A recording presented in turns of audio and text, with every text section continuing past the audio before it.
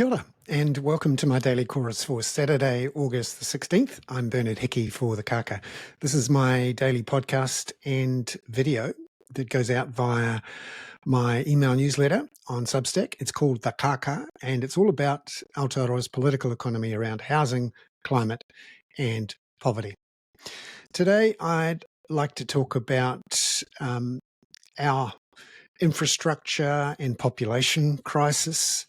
And I'd also like to talk about the results of this long-running bipartisan approach of not using the Crown's balance sheet to pay for infrastructure to prepare, let alone deal with our incredibly fast population growth. So let's talk about something that's in your news here today. This is at the heart of the problem. We have an adversarial relationship and broken financial relations between the central government and the local government. This matters because any road, any school, any new suburb, any houses only get built when both central and local government agree and contribute funding for it. And since 1989, when our councils were reformed, they've not been allowed to run deficits, and they're encouraged to not borrow much at all. In fact, most of them have incredibly strong credit ratings, but don't use them to borrow to pay for infrastructure. And the government itself often gets itself into a war of words with councils, which means they're accusing each other of not doing things and doing things, not working together, not building that infrastructure. Councils believe they don't benefit from population growth, and that really does mean that they both say that it's your fault and you pay. Meanwhile, the government goes ahead and enables lots more migration of people, particularly on temporary work visas, many of whom are exploited, and many of whom try to get residency here. Sometimes they don't get it, sometimes they do. And this fundamental conflict at the heart of our planning system, our political economy, is why our housing is too expensive and we have so many problems. Now, just another example, a piece out today from Tim Murphy at Newsroom reporting on how the Auckland Council is an open revolt at the government's plans to essentially force councils to do the thing the government wants, to cap rates, to stop them doing things, but of course not to fund them. And this open conflict, a lack of resolution of this funding issue between councils and governments just carries on. So here's Wayne Brown. He essentially has told the government to get stuffed over its legislation called the Local Government Systems Improvement Amendment Bill. And he's not the only one. Chris Darby is a councillor at the Auckland Council. And he's quoted by Tim Murphy as saying, it's the local government, especially Auckland and its people, neutering bill, because it neuters this council and its communities. There's a lot in this bill that is kicking mud in the face of not just this council, but the people of Auckland. And if you look in the email newsletter today, you can see other examples of where the government has cut funding for councils, increased requirements for work, forcing the councils to take on extra costs, and the government doesn't contribute to it. So there's a real disconnect here between government saying, do this, and we're not going to fund it. And then when council tries to fund it, the government says, don't do that, don't put up rates, because we don't want that. And this lack of this incredibly big power imbalance is unusual. The rest of the world, Australia, for example, states and local councils have a lot more funding independence and are therefore able to pay for a lot of this infrastructure to cope with population growth. Now, what happens when you have incredibly restrictive planning rules, in part because of this funding conflict between council and government, and you have a free marketeering set of governments of the last 30 years allowed lots of takeovers and mergers to create monopolies? So yesterday we got selected prices information for July. So this is food, transport, rents, that sort of thing, not the whole CPI. And you can see here that there is a close relationship between food prices in the supermarkets and what's happening with commodity prices globally in New Zealand dollar terms. So very close correlation.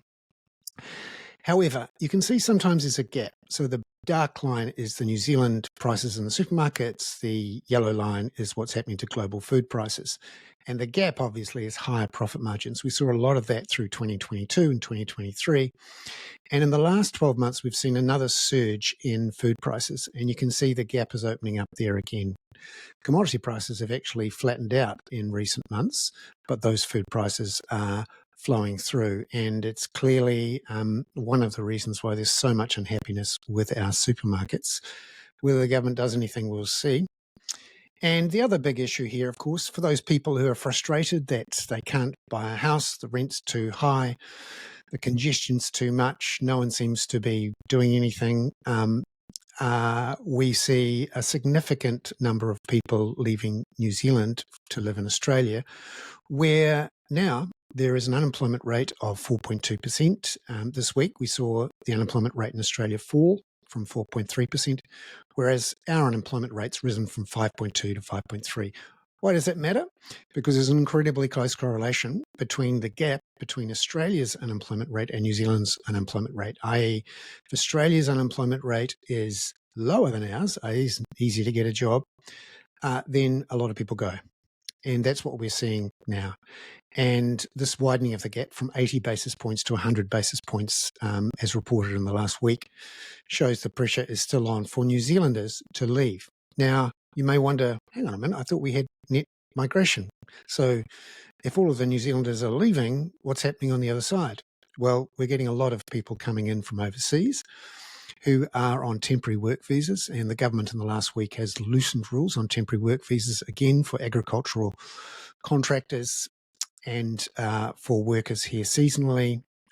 Again, not making it easy for people to find homes and the like. And if you think it's not just about the unemployment rate, you can see here wage growth over the last 20 years or so between Australia and New Zealand. Again, the gap opening up there, the yellow line ahead of the blue line, that means wages in Australia rising faster than New Zealand. And again, the gap is opened up there. And this is an unending flow of people out, replaced by people coming in who can't get into Australia and often get their residency in New Zealand and bounce into Australia. And that's something to keep an eye on. Now, the other thing is there's obviously a lot of New Zealanders in Australia who have student loans. And when you're overseas and you've got a student loan, you have to pay interest on it, whereas here it's interest-free. These are the stats from IRD on the number of people living overseas with a student loan who have overdue repayments. And it's upwards of 70,000 people. Now, normally, if you want to come back and visit your family and you've got a bit of a student loan, you're not going to get arrested at the airport. Well, the IRD is getting really grumpy. The case reported today in the New Zealand Herald, Te Amo Matangi, age 49, who's been in Australia for 21 years, so left very young, had a student loan, paid it off, but then did some extra courses, had a $13,000 debt when she left to go and live in Australia, didn't repay it. It's now $56,000. Just this week, she arrived in Christchurch for a family event and was arrested at the airport and is in prison. This is an awful situation. One way to get a whole bunch of New Zealanders home would be to forgive that debt. And you wonder why people are leaving and not coming back. That is an awful story there. And today's must-read, I've included the link in the email newsletter, is of the case of a man in New Plymouth who is paralysed after an accident. He went into a motel after he came out of the Burwood Spinal Unit. He'd been there for 4 years in New Plymouth, despite applying for a state house with access for wheelchairs, 4 years. It cost $220,000 to put him up in this hotel. It took 2 years to build a ramp and a cover for him to be able to get in and out of a car without getting wet. And just a symptom again of our inability to build enough housing, particularly for people with disabilities, because this is not something the private sector does. another example of a market failure and a lack of investment, combined with way too much population growth, where the benefits of that growth go to the central government in the form of GST and income tax, and the costs of it are lumped on consumers, but also on councils. And that's why they refuse to allow things. It took 2 years to get a consent for this disability alterations on the State House in New Plymouth. And one of the issues he found living in the motel was that the heat pump did not have a remote. So every time he needed to change the heat pump, he had to get out of bed, get into his wheelchair and go across the other side of the room to change it. And when he had his son over to stay, they had to sleep in the same bed. So this new place he's going into has 2 bedrooms, which is good. I'm Bernard Hickey. That was today's Daily Chorus for Saturday, August the 16th. Ka kite anō.